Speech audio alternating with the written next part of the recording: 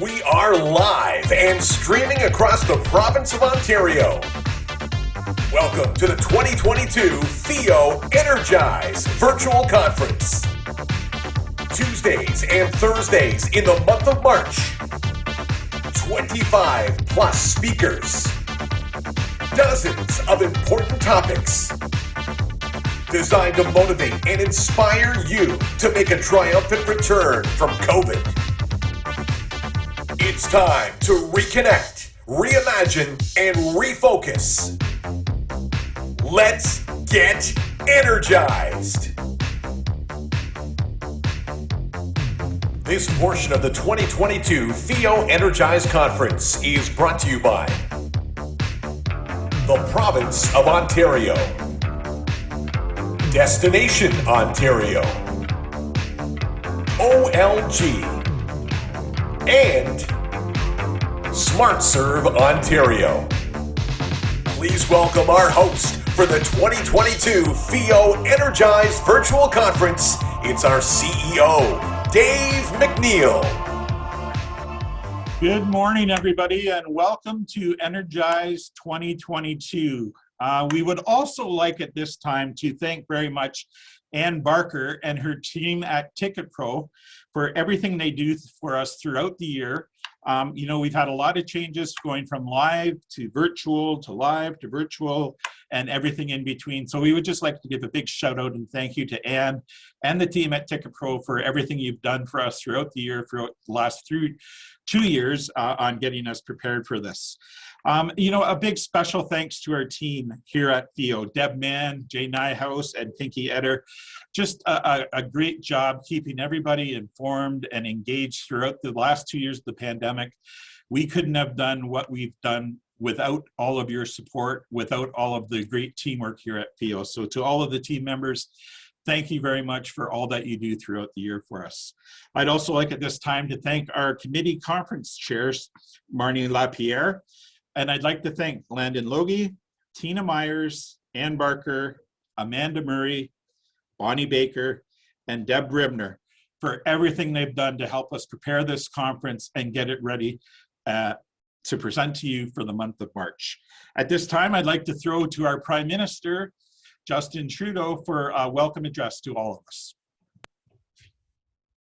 Hello everyone, bonjour à tous, and welcome to the 2022 Energize Conference. For starters, I want to thank the entire team at Festivals and Events Ontario for hosting this conference and bringing us together. I also want to thank all of you. Whether you're an event organizer, producer, food vendor, or community leader, you help make Ontario's communities vibrant places to live. La pandémie a été pénible pour tous les Canadiens. Beaucoup de festivités et d'événements en personne ont encore été annulés en 2021. L'année a été difficile pour le milieu des arts et de la culture. Mais on est là pour vous et on va passer à travers tous ensemble.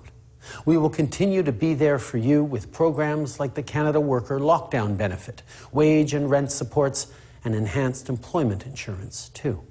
And as we look to the future, festivals and events will not only bring people back together again, they will also play an important role in Canada's recovery and economic growth. My friends, so many of us have childhood memories of visiting our local fairs and festivals. And it's because of those great memories that Ontarians are ready for your industry to come roaring back.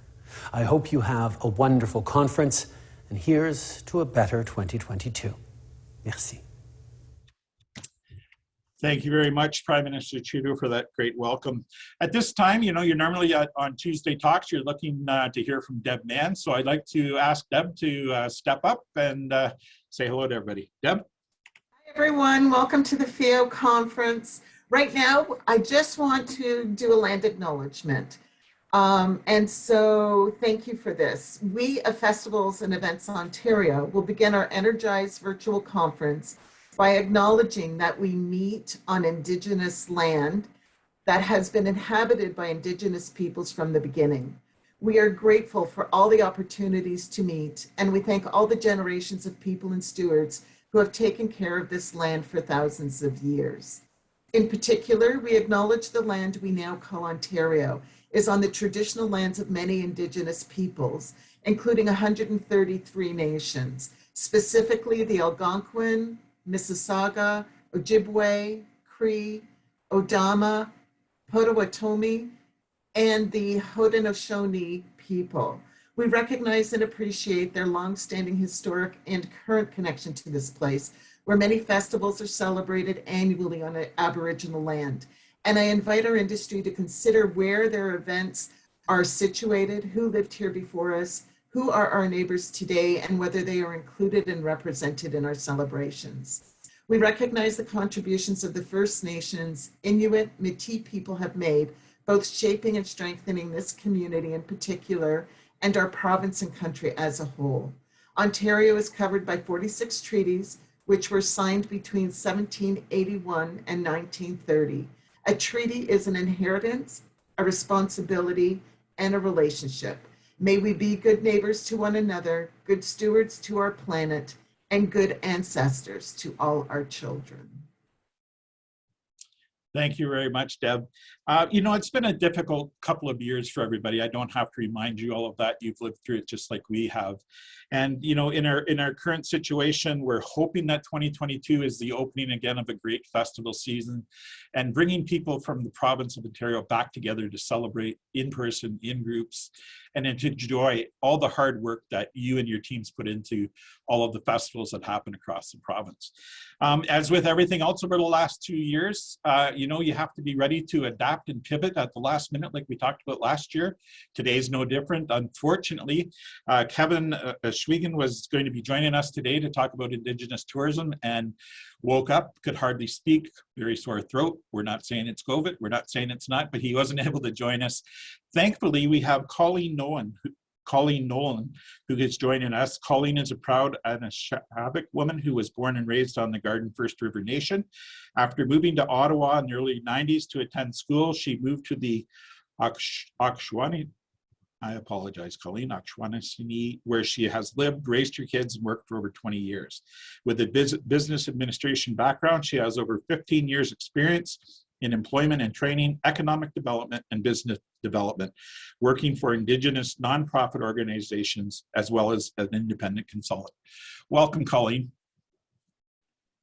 Thank you very much, Dave.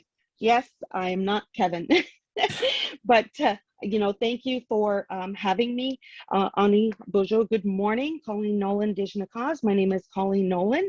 I do not have an Ojibwe name. I was never given one throughout my life. I left home at the age of 20, like you had mentioned, to pursue education in Ottawa. My clan is the Martin clan, Wabajish Dodem. And I currently live and work in Cornwall, Ontario, Akwesasne, and my home is Garden River. So with that said, I thank you very much again for having me. And I do have a presentation that I will share. So let me get that Colleen, here. just as you're getting that set up, can you just, for my sake and for everybody else's, because I'm sure I mispronounced some of the names, if you can just give us the proper pronunciation. Just in fairness to you and your culture and background. It's Akwesasne. Okay, thank you. Yeah, Akwesasne. So it is a mouthful to say, but once you get practice, and you know, growing up in Ojibwe territory, I moved to Akwesasne when I was about 25 years old, and you know, Akwesasne is Mohawk territory, so I had to you know, learn some of the phrases, learn some of the words myself. And so I've become, you know, a little bit knowledgeable in in some of the languages. So welcome, my name is Colleen Nolan. I'm currently the HR Development Training and Community Engagement Specialist with Indigenous Tourism Ontario. I started my role at the beginning of the new year, so I am quite new to the organization. One of the things that I love is the things that we do with entrepreneurs and job seekers. I have worked with Indigenous entrepreneurs for the past 10 years, along with our Indigenous job seekers. So I'm pleased to just provide some information about the organization, about our people, and about our history. So what is Indigenous tourism? Ontario, and why do we do it? So if we look at the Indigenous tourism, well, what is it? It can be defined as any tourism activity in which Indigenous people are directly involved, either through control or having their culture serve as the essence of the attraction. We look at different communities, we look at different urban areas, and we have entrepreneurs throughout the province in Indigenous tourism. In our community of Akwesasne, we have probably over 300 entrepreneurs. Akwesasne is one of the largest communities that exists in Ontario, with about 14,000 land base or land people. In Garden River, population here is around 2,500, and Garden River is situated just next door to Sault Ste. Marie. Aboriginal tourism describes all tourism businesses that are owned and operated by First Nation people, Métis, and Inuit people that incorporates Aboriginal cultural experience in a manner that is appropriate, respectful, and true to our culture that is being presented. If we look at, I've seen this picture that Kevin had presented before, and he explained it to us. And this picture is representing a boat that had taken away, that had contained many, many children. And the parents here are walking away as the boat is leaving and taking the children to residential school. So when we think about that, I'm going to go to the next slide. And this is why I do it. This is my purpose. My mom is a residential school survivor, and she had attended a Spanish residential school in Spanish Ontario for 5 years. Growing up, we didn't learn our language. We were taught a bunch of different command words. So eat, let's go, hurry up, sit still, sit down. So we were just more or less taught, but not taught, but engaged with those words. So growing up and leaving my community at a young age, I really didn't get to learn much of my language. So having my kids, the same thing, their mother or their grandmother in Akwesasne is a fluent Mohawk speaker. And, same thing, we were taught not to speak our language. We were taught not to teach it to our children. And so myself, I've been, recently in the past few years, have been committed to learning, grasping a little bit more language than I have in the past. My passion is working with our entrepreneurs, working with our communities to build and make our people stronger. When we look at going through communities throughout Ontario, each urban center has a First Nation community within a half hour to an hour distance. A lot of people don't know they exist.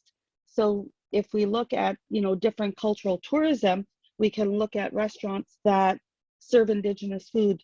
We can look at museums or interpretive centers. We can look at Aboriginal ecotourism businesses that exist, fishing and hunting expeditions, community tourism. Akwesasne currently has, within the past year, have created the Akwesasne tourism. So it encompasses, local tourism within the community, bringing people in to do basketry, to do tours of our islands that exist within the area. So there is a lot of rich culture that exists within our people, within our community, within all of us. So again, why do we do it? One reason is to protect our culture. I'll blame the pandemic. I'll blame the pandemic in a good way. 2 years ago, when the pandemic first started, I was on March break. I was teaching a course at our local college and decided to come back to Garden River for 2 weeks.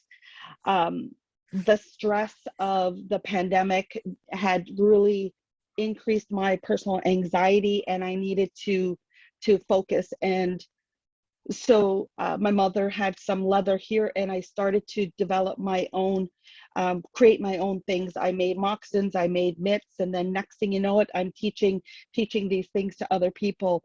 So protecting our culture, ensuring who we are will flow on to our next generations. Informing and educating, people about what we went through, our historical education, and what can we do to forward that? How can we strengthen the economy moving forward? If we look at some of the statistics that exist here, according to the 2009 National Economic Impact Scorecard, Ontario is home to Canada's largest Indigenous tourism industry, and approximately 60% of that is located in Northern Ontario.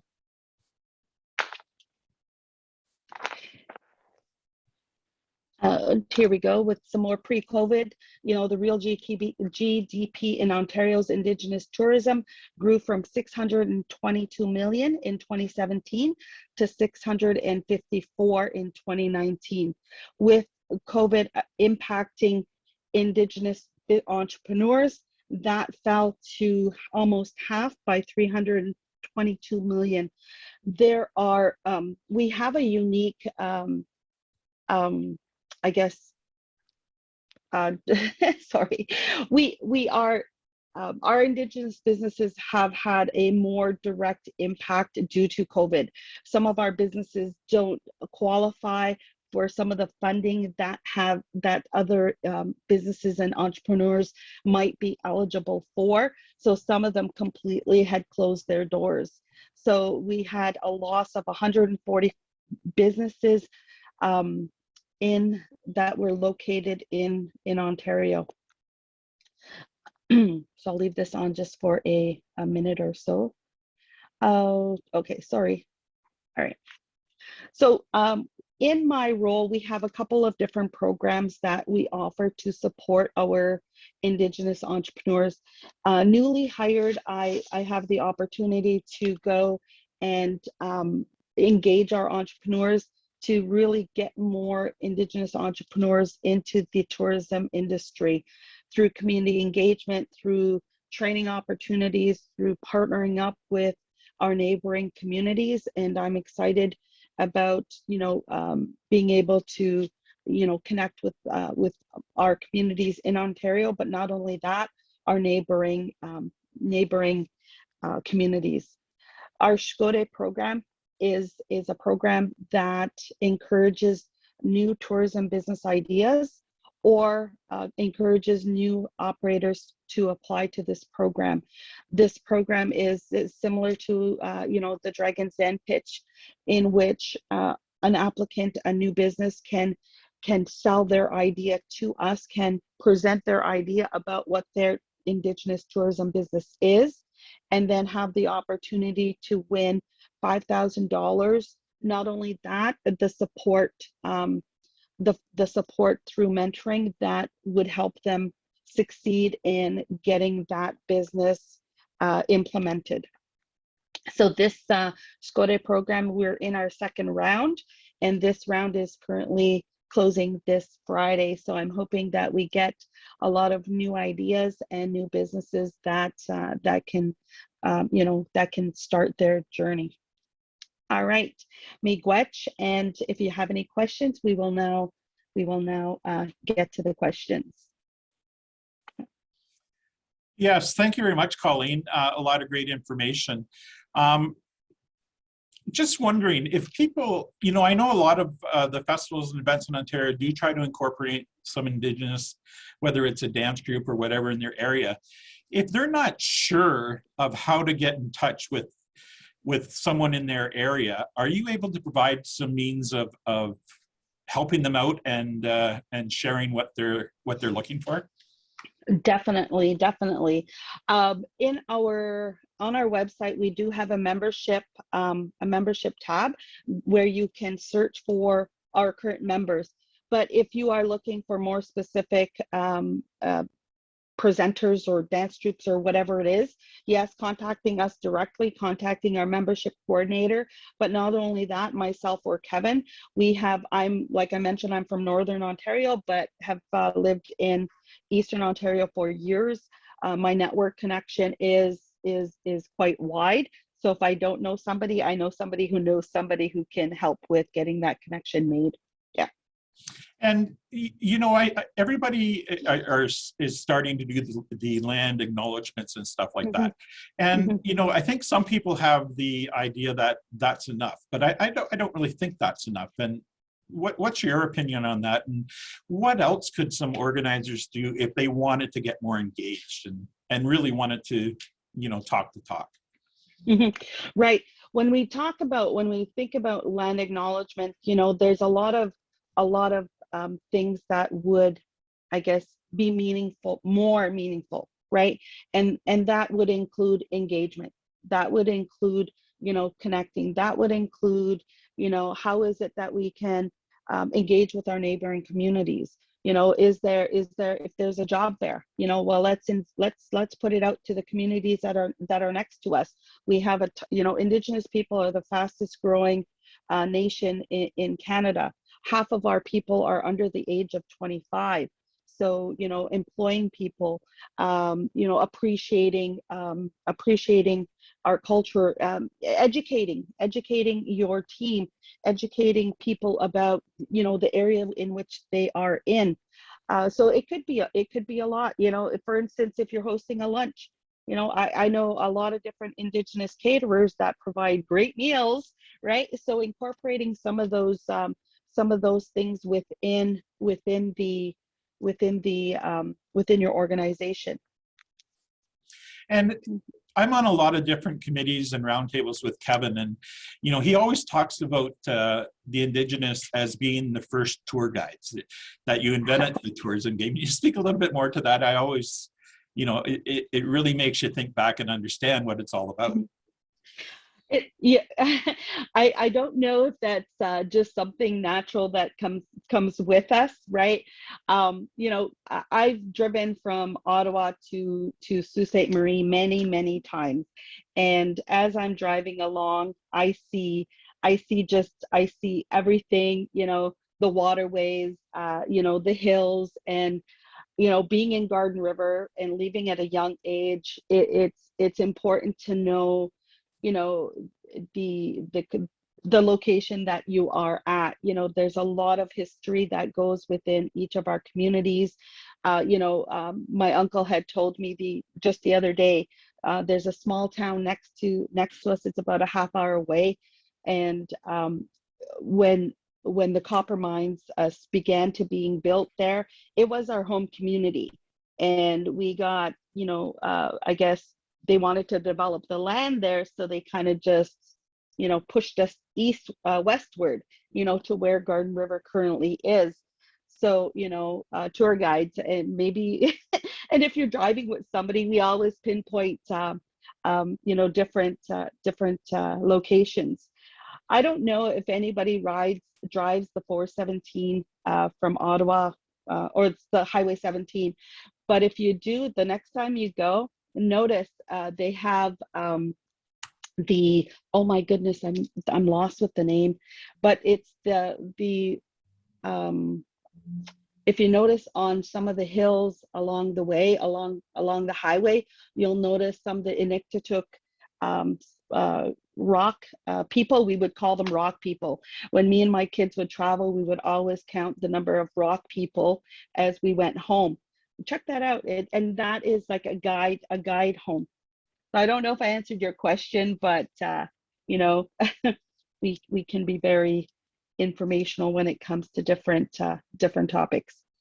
The other thing I think that you have to share, and Kevin's a big proponent of that as well, is being the original storytellers. You know, we're all storytellers in some way, shape, or form, but the Indigenous community has a great way of telling stories and sharing stories and committing to the past and making sure that their heritage isn't forgotten. Can you talk about storytelling in your community and what it's all about? We had there are, like you said, a lot of different storytelling that we talk about. The creation story, and each nation has their own unique story, creation story. But the thing is that you will find similar stories amongst each nation, right? In the Mohawk Haudenosaunee culture, they talk about the Sky Woman and the Sky Woman coming down. How the beaver lost his tail, how the beaver had originally a small long tail, just like a rat, and then we have a whole story on how it got its flat tail. So there's a lot of different stories that go into different animals and different the creation story, many different stories. Yeah. We have a couple of questions here in our chat. So one of them is, how can ITO support events that are currently experiencing different restrictions, community-based within the province, while on reserve where tourist-based cultural events are on pause? Okay, that's a long question. And that comes from Sheena, and I'm terrible at pronunciation here, so I didn't even want to, you can see it in the question and answer, but yeah, thank you. Okay, I'm just trying to find it in the down on the QA. Yeah, is it far up? There's only 2 questions there, so it's the first question. Oh, okay, must be in the regular chat then. Okay, so Indigenous, how can ITO support events, right? Yes, each reserve, each community has their own restrictions. In Garden River, everything was paused for quite a bit. Most of them are following provincial guidelines. We have, as ITO, same thing. We were following provincial guidelines as well with travel restrictions. We are working on different events. We are transitioning to in-person events as we go along. Okay, Sheena Wasagijik. Okay, all right. Okay, how can IT support events that are currently experiencing different restrictions, right, within the province? Yeah, culture are on pause. All right. So with ITO support, we can promote, we can encourage, we can partner up with different communities. We have abiding by safety protocols, limiting the amount of people. One of the events that was occurring up in Ottawa, you had to sign up for a certain time frame to go to that event, so that it wasn't bombarded with 100 people in an hour. So we had to register for a certain time. It was like buy tickets. So we had to register for a certain time that we were allowed to go into that event. And it was an Indigenous organized event. So again, to limit the amount of people within that certain time frame. I'm hoping, Sheena, that I helped you with that question. And we've got another question, Colleen, and it's an anonymous attendee.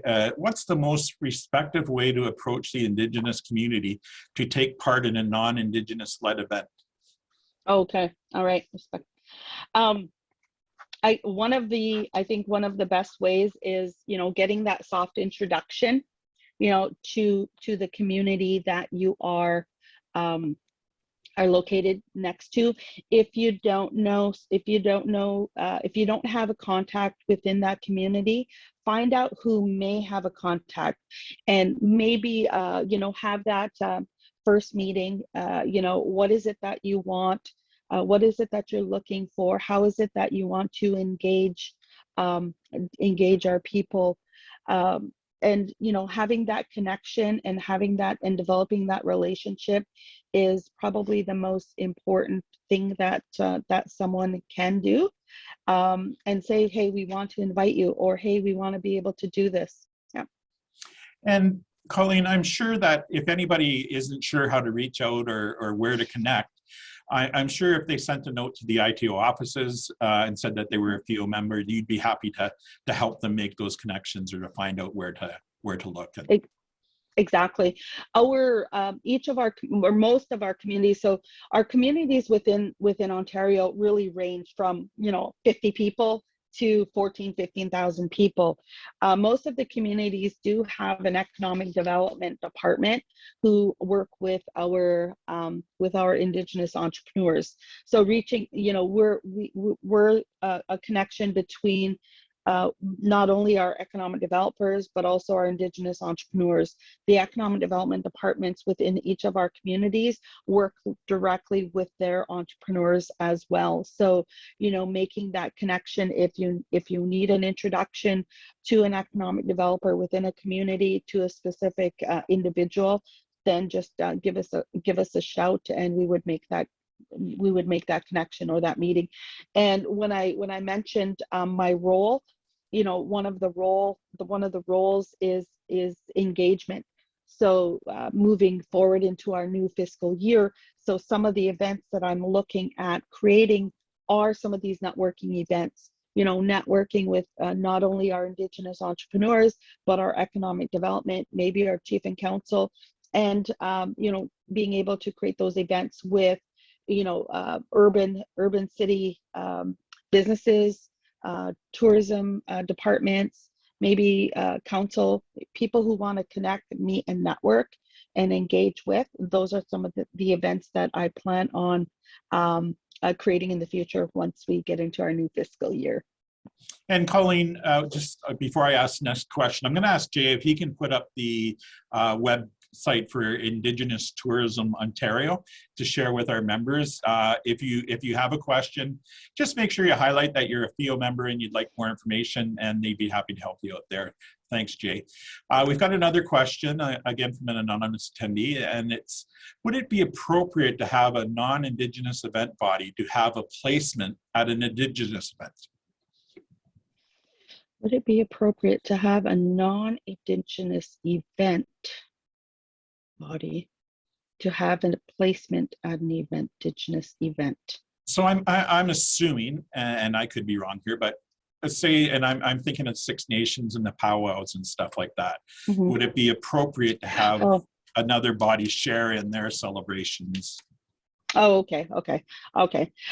You know what, myself, I don't see it as inappropriate. I would find it inappropriate if it's a non-Indigenous body selling Indigenous artwork, selling Indigenous crafts, selling, those kinds of things. If it's a non-Indigenous body that is there to inform the partnership, the participants about what it is that they do, then totally, yes, totally, by all means. But again, like I mentioned, if it's directly related to, being able to selling other things than that are indigenous to not them, just supports and okay, yeah, exactly. Support and information by all means. We've had many events in Akwesasne that we have hosted, and include our local organizations, our local businesses that want to participate in that. Bank of Montreal, for instance, is a huge supporter of Indigenous events and will always participate in our Akwesasne powwow, not only by participating as volunteers, but also as an information. Yeah.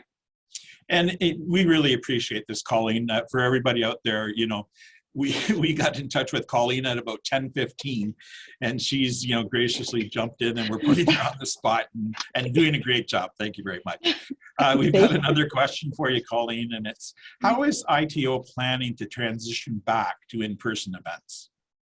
I know I was on a call yesterday with Kevin, and he said, you guys just have a plethora of people that want you to be engaged, and a lineup waiting to get back.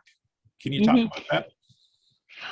Okay, so like I had mentioned before, is we're following Ontario protocols and following those guidelines with regards to our in-person events. ITO offers a variety of training to our entrepreneurs and to job seekers. And for the most part in October, November, and December, most of those events were done online. As soon as things started to open up, we engage with the coordinator of the training, or the community or the organization, if they want it to be in person or if they want it to be online. So now that things are going a little bit more into the online, in person, then we are, we're following things like everybody mostly is, limiting the amount of participants. We have planned, we are currently in the plans of an in-person event in September, and excited to be, working on that. I think once we get into April, that, again, limiting the amount of participants, making sure that the space is large enough so that, we are not, neck to neck with somebody. Yeah. And we have another question from Colleen Vickers. And we're just working on putting together another session that we hope to have on March 29th, right in front of a Tuesday Talks. And it's about Canada Day and the municipalities and their goal to have live and in-person events again. And Colleen asked the questions: are there any suggestions you have for organizers of Canada Day celebrations this year in terms of activities that we can offer that are inclusive and respectful, and also acts as an opportunity to teach the public? Yes, there are many that we can offer. Are there any suggestions you have for organizers? Yeah, there's many different ways that you can be inclusive and respectful to events, that you are hosting. Engaging last year, don't know if everybody had realized this, but there was a lot of videos throughout Canada that came out that many people were wearing orange shirts. Right, so that was something that occurred last Canada Day, right? Having more Indigenous booths at an event that you might be coordinating. Like I mentioned, learning how to make moccasins and mitts was something that I, as a facilitator, as a workshop, as a delivery of various workshops, I put that out there to our community.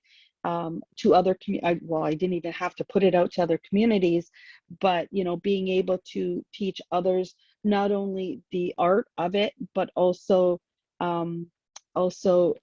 informing others of basically why we are doing what we do. So you can have a teaching corner, you can have maybe a language corner, you can have maybe somebody come in, and if you're speaking to a group of people, invite an elder to do an opening. So there's a lot of different ways that you can really engage Indigenous people.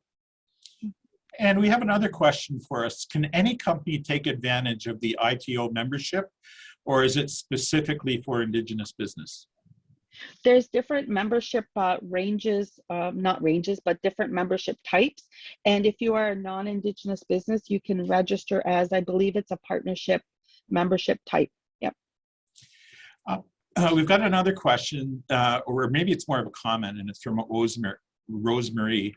There's an incredibly good Indigenous history training course over 12 weeks through Coursera. Okay. I completed the course and it was truly enlightening and educational experience. Well worth it.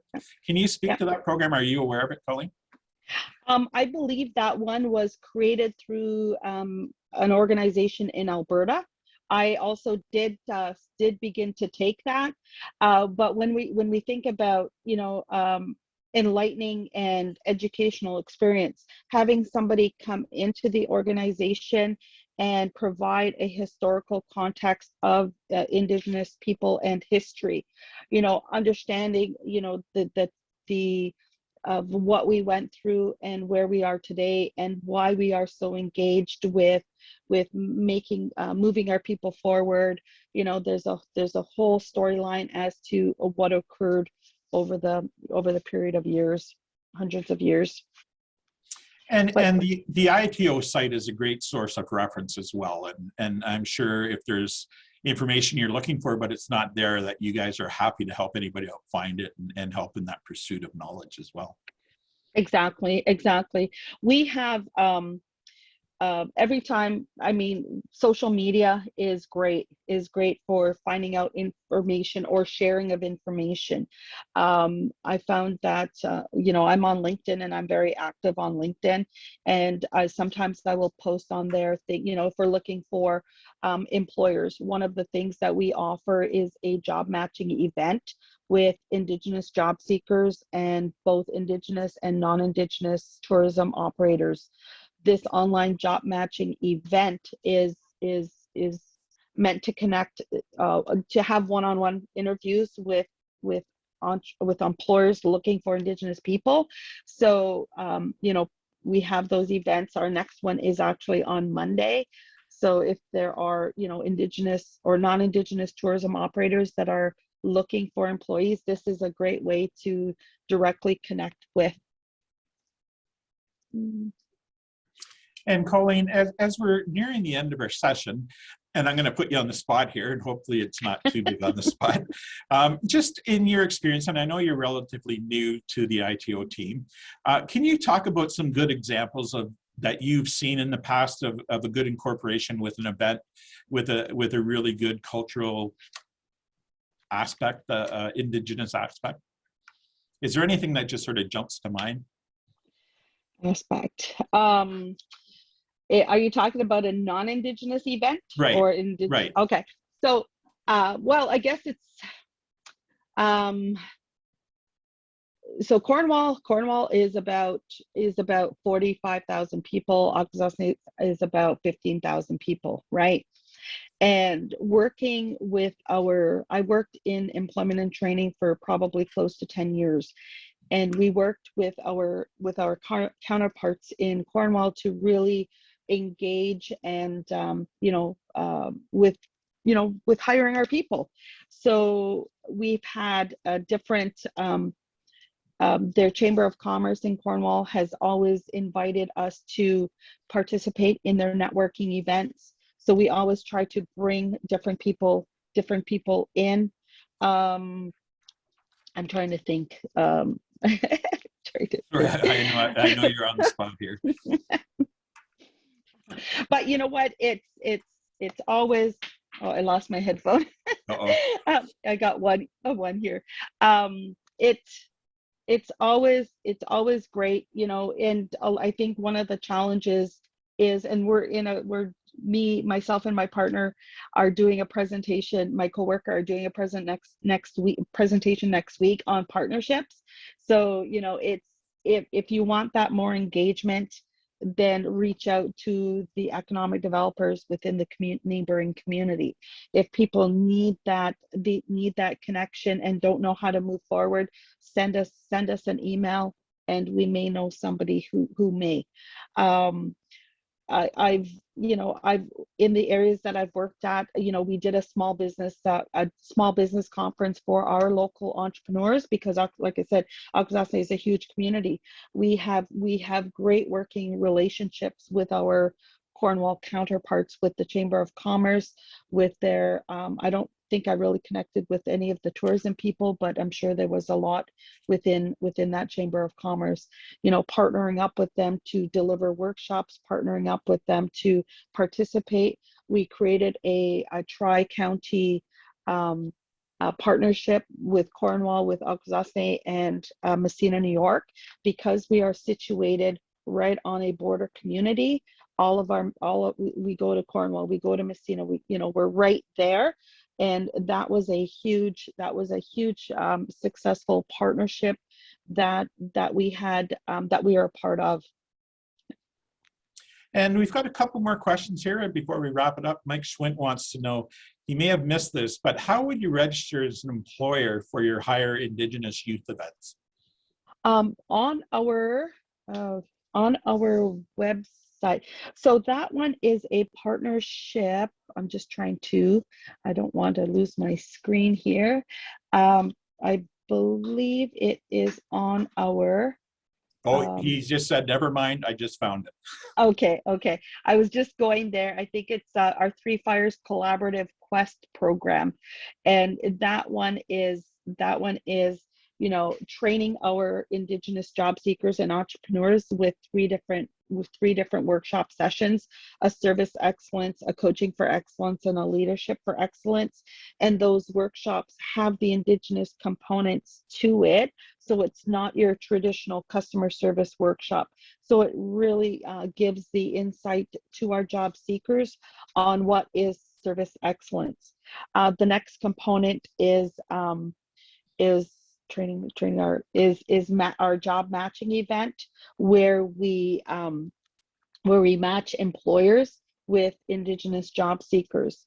We also have an Indigenous business advisory program where Indigenous entrepreneurs sign up and they work with one of our Indigenous business advisors on things that they might need help with. So whether it's writing a business plan, whether it's applying for funding, whether it's some marketing or website development, we have five business advisors that work specifically with our Indigenous entrepreneurs.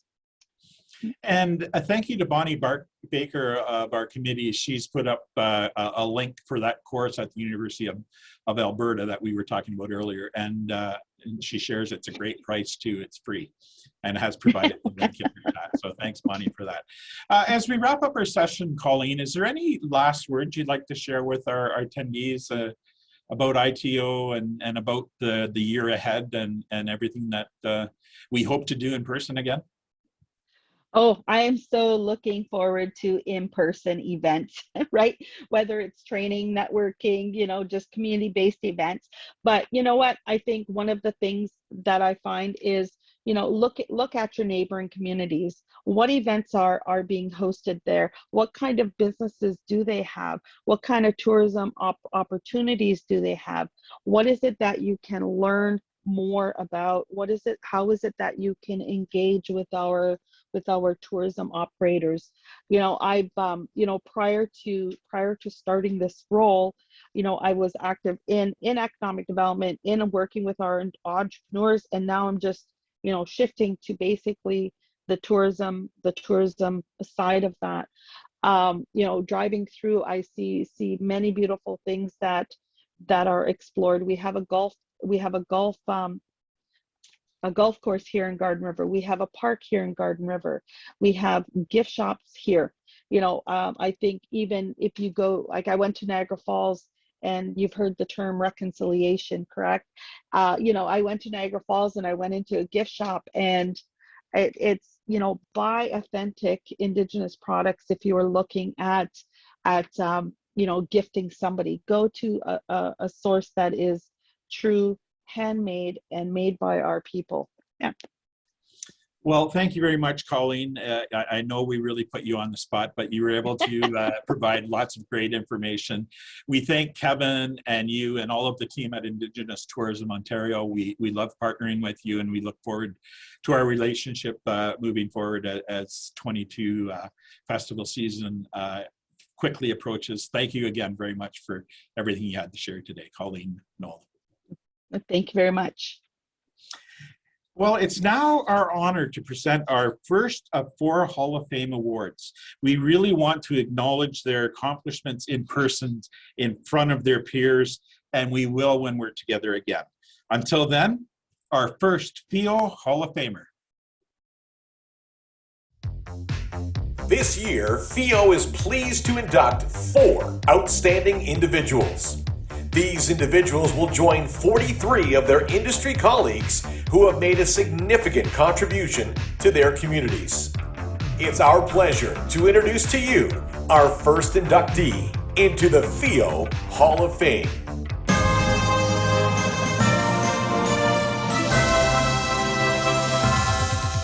Lori Albanese.